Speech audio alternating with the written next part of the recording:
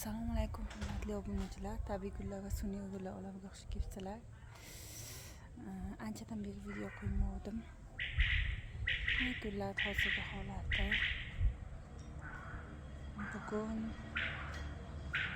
Bugun 1-iyuldagi holati.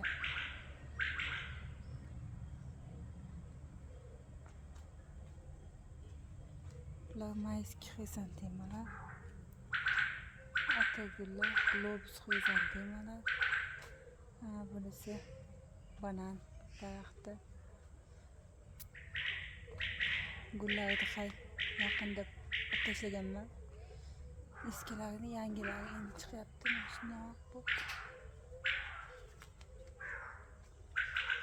Dori berib oldim hozir.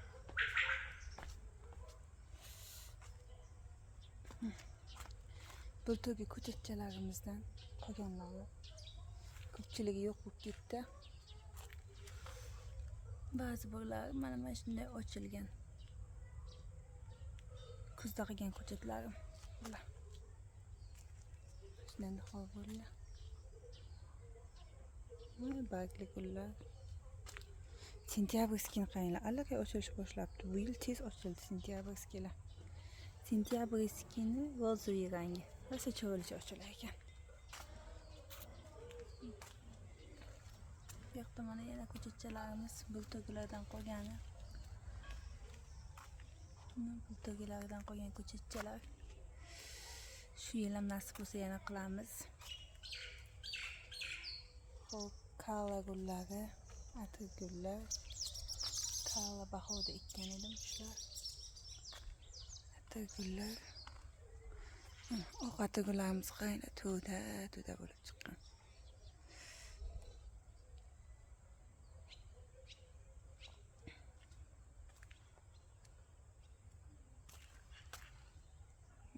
Gulda qaranglar, qanaqa chiroyli bo'lib ketdi. Katta bo'lib ketdi shunaqa bo'lib. Zo'r gul ekan. Tuvakka olsa ham bo'lar ekan, bu gulda juda chiroyli ekan. Yerga endi yaxshi bo'lsin deb men yerga ekib qo'ydim. Ko'paysin deb.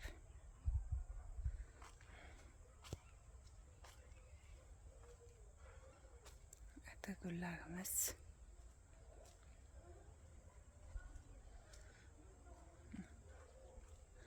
Atir gullarimizni hozirgi holati.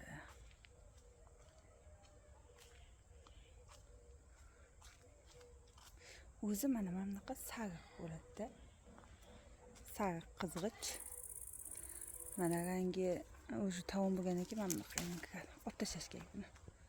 Chunki yangi kurtak shakllanish uchun mana qaranglar, mana bunaqa yangi kurtak shakllanadi olib tashlasa.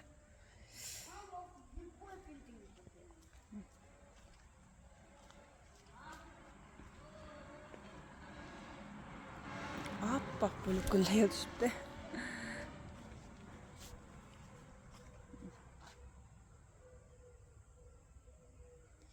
Keyingi qator atir gullar.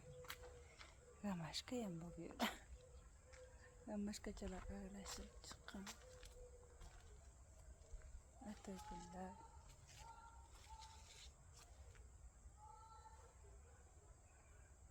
Shugacha.